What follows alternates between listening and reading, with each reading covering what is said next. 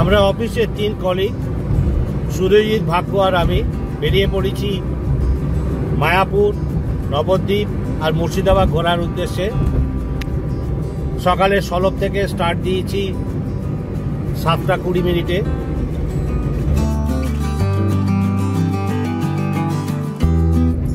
সমুদ্রগড় ছাড়িয়ে যাচ্ছি আমরা এখন।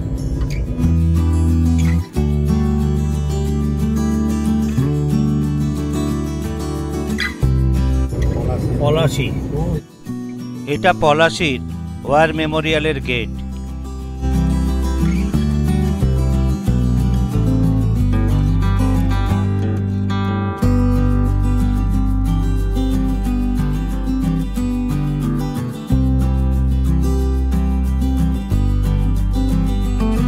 সকাল 7টা 20 মিনিটে রওনা হয়ে প্রায় 228 কিলোমিটার অতিক্রম করে মুর্শিদাবাদের হাজারদুয়ারির সামনে এসে পৌঁছালাম দুপুর 2:35 মিনিটে। মাঝপথে আমরা দুপুরের আহার সেরে নিই।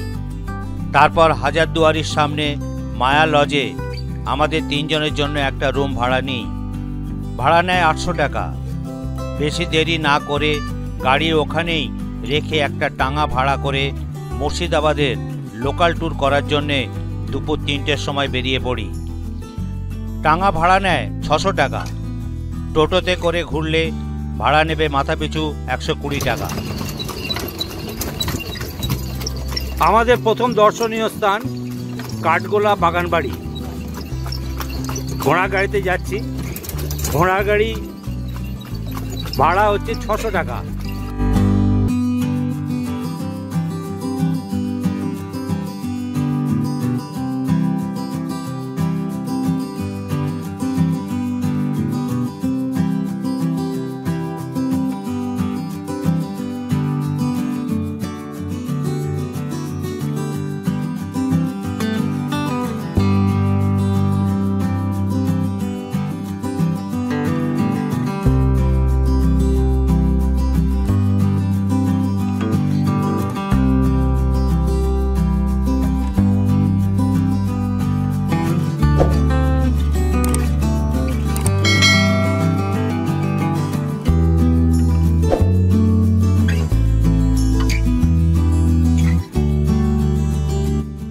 কাঠগোলা বাগানের প্রবেশ মূল্য মাথাপিছু 30 টাকা করে। প্রতিদিন সকাল 9টা থেকে বিকাল 5টা 30 মিনিট পর্যন্ত খোলা।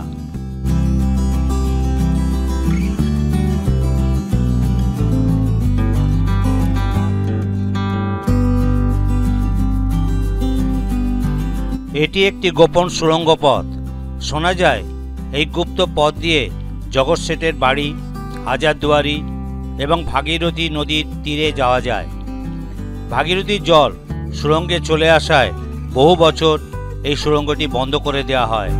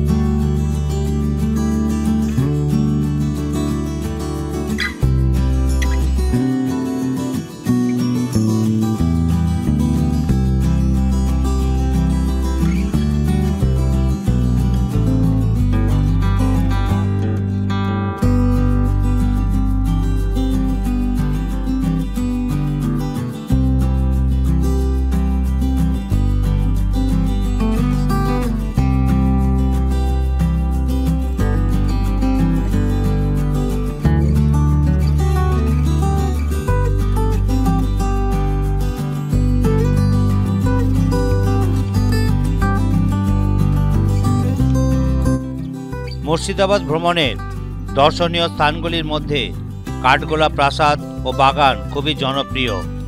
এটি ধনপত সিং দুগার এবং লক্ষ্মীপদ সিং দুগার দ্বারা নির্মিত হয়েছিল।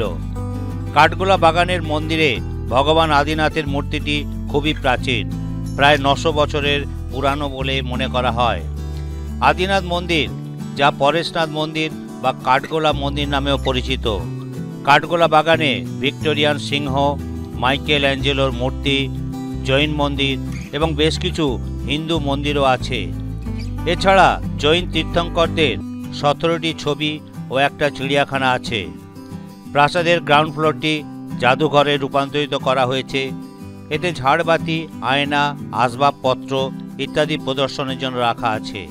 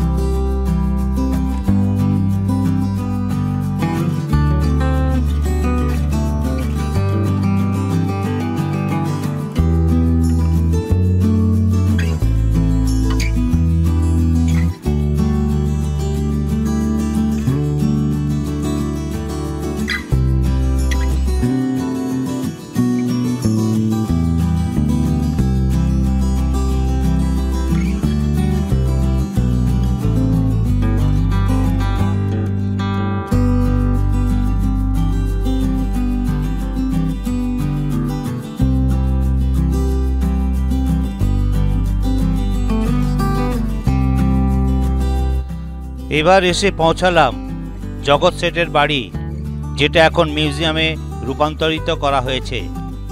এখানে প্রবেশ মূল্য মাথাপিছু 20 টাকা করে। 1723 সালে মুঘল সম্রাট মোহাম্মদ শাহ ফতেহ চাঁদকে জগৎ শেঠ উপাধি দান করেন। তারপর থেকেই ফতেহ চাঁদের পুরো পরিবার জগৎ শেঠ পরিবার নামে পরিচিত হয়। এই মিউজিয়ামে জগৎ শেঠের নিজস্ব ট্যাক্সালে তৈরি স্বর্ণ ও রূপার মুদ্রা, 2.5 টাকার নোট, সোনা রূপার শাড়ি, বিখ্যাত ঢাকাই মসলিন শাড়ি, মাটির তলায় গুপ্তঘর, সুড়ঙ্গ, প্রাকৃতিক সৃষ্টি ফসিল, উল্কা পাথর, এছাড়াও জগৎ শেঠের খাজাঞ্চিখানা, তৎকালীন ব্যবহৃত বিভিন্ন ঐতিহাসিক নিদর্শন দেখতে পাওয়া যায়। সকাল 7টা থেকে সন্ধ্যে 7টা পর্যন্ত খোলা জগৎ শেঠের বাড়ি।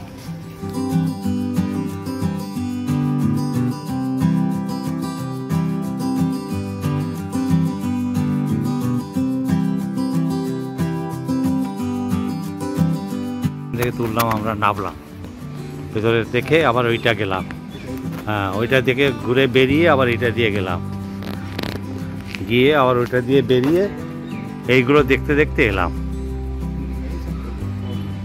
ভেতরে ফটো তোলা নিষেধ। এখানেও গাইড আছে, গাইড চার্জ 50 টাকা করে।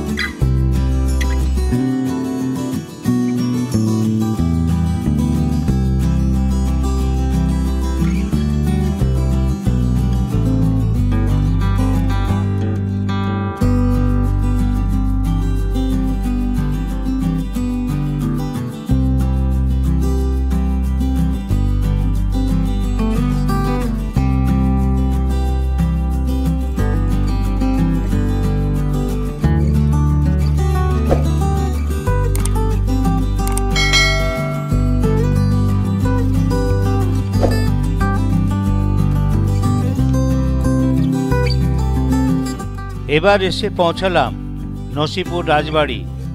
জগৎ শেঠের বাড়ির খুব কাছেই অবস্থিত এই নসিপুর রাজপ্রাসাদটি রাজা কীর্তিচাঁদ বাহাদুর দ্বারা নির্মিত হয়েছিল, যিনি পানিপথ থেকে ব্যবসা করতে এসেছিলেন এবং পরবর্তীকালে দুর্ভিক্ষের সময় ব্রিটিশ কোম্পানির খাজনা আদায়কারী হিসাবে বিখ্যাত হয়েছিলেন। প্রাসাদটি দেবী সিংয়ের বাড়ি নামেও পরিচিত। এখানে প্রবেশ মূল্য মাথাপিছু 20 টাকা করে।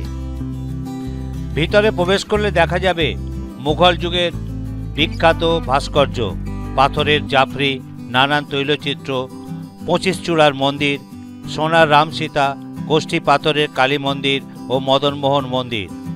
এছাড়াও 300 বছরের আগেকার খাজনা আদায়ের বই এবং অনেক জিনিসপত্র। ভিতরে ফটো তোলা নিষেধ, তাই ভিতরের কোনো ফটো দেখাতে পারলাম না।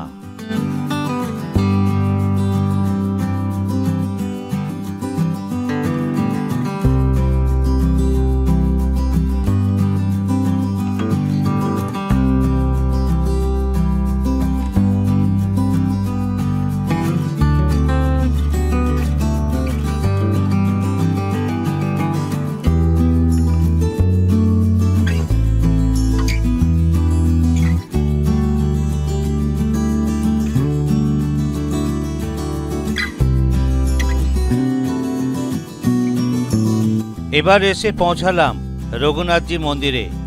প্রবেশ মূল্য মাথাপিছু 20 টাকা করে। গেট থেকে ঢুকেই বাঁদিকে 3টি রথ আছে। প্রথমে পিতলের রথটিতে রাম, লক্ষ্মণ, সীতা, পরেরটিতে লক্ষ্মী, নারায়ণ, আর শেষে কাঠের রথে জগন্নাথকে নিয়ে বের হয়।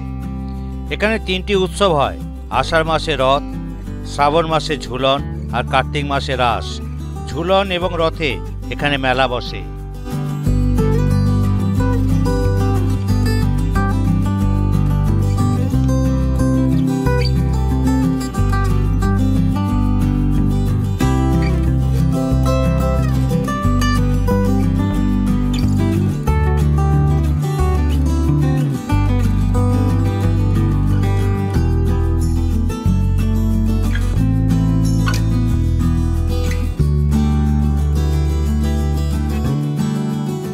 নবাব আমলে যখন এই রূপোর রথটি তৈরি হয়, যাতে 3টি ধর্মের মানুষ হাত জোড় করে প্রণাম করতে পারে, তাই উপরটি মুসলিম ধর্মের, মাঝে নিতাই গৌর হিন্দু ধর্মের আর নিচে হাতিটি জৈন ধর্মের।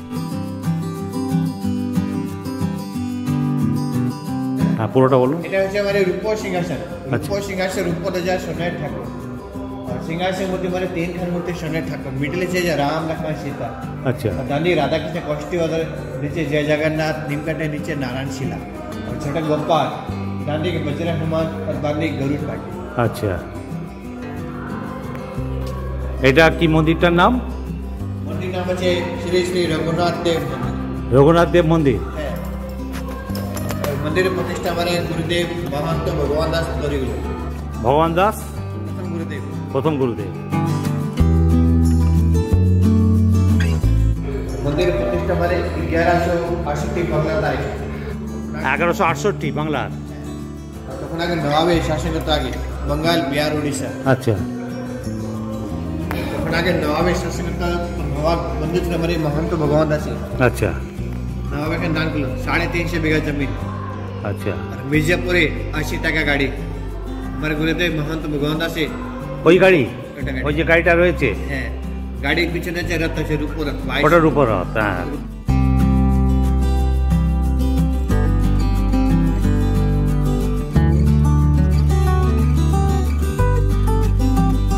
पासा आगे के साधु संत पासा करते आगे। আচ্ছা। गोटी जगह पासा के। আচ্ছা।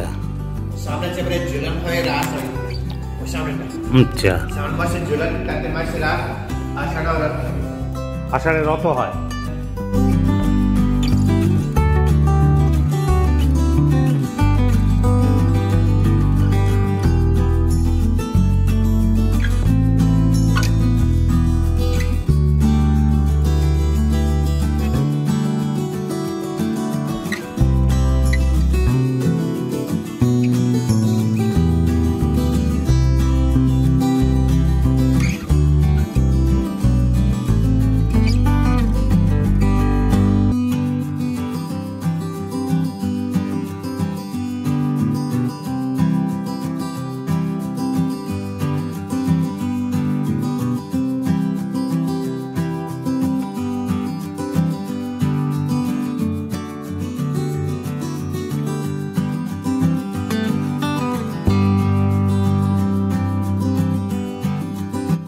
জাফরাগঞ্জের এই কবরস্থানটি মির্জাফর এবং তার পরিবারের।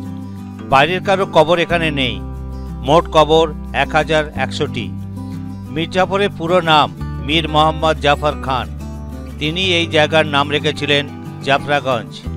এখানে প্রবেশ মূল্য মাথাপিছু 10 টাকা করে।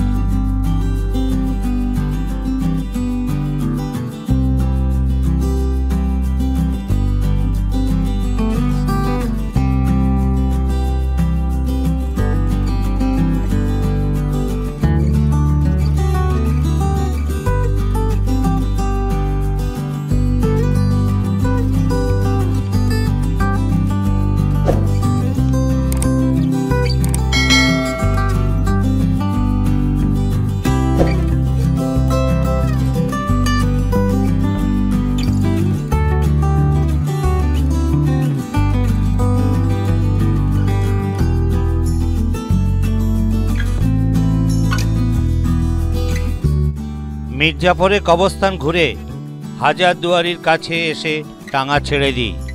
তারপর একটা টোটো ভাড়া করে মতিঝিল যাই। ভাড়া নেয় মাথাপিছু 20 টাকা করে। দূরত্ব প্রায় 4 কিলোমিটার। জামা মসজিদটি নবাব নওয়াই মোহাম্মদ খান 1750 সালে নির্মাণ করেন। তিনি এর নাম দেন কালা মসজিদ এবং এটি মতিঝিল মসজিদ নামেও পরিচিত। মুর্শিদাবাদের ইতিহাসে মতিঝিল মসজিদ ও কবরস্থানটি অত্যন্ত গুরুত্বপূর্ণ। নবাব আলীবর্দী খানের জামাতা এবং তৎকালীন বাংলা, বিহার ও উড়িষ্যার সুবেদার মওয়াজেশ মোহাম্মদ খান এবং নবাব সিরাজদৌল্লার ছোট ভাই একরামদুল্লাহকে এখানে সমাহিত করা হয়েছে।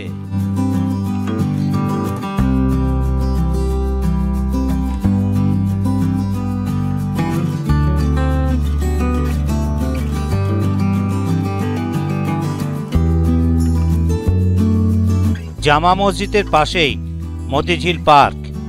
এখানে প্রবেশ মূল্য মাথাপিছু 30 টাকা করে।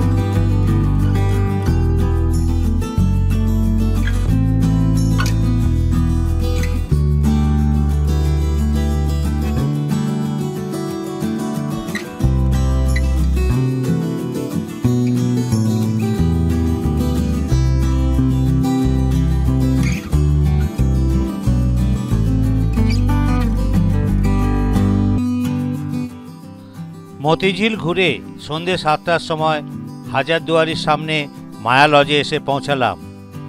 আগামীকাল আমরা হাজারদুয়ারি ঘুরে মায়াপুর যাব। মায়াপুরে গাড়ি রেখে নবদ্বীপ ঘুরব। হাজারদুয়ারি এবং নবদ্বীপের দর্শনীয় স্থানগুলি পরবর্তী ভিডিওতে আমাদের ভ্রমণ পিপাসু চ্যানেলে দেখতে পাবেন। যদি ভিডিওটি ভালো লেগে থাকে তাহলে লাইক ও শেয়ার করুন।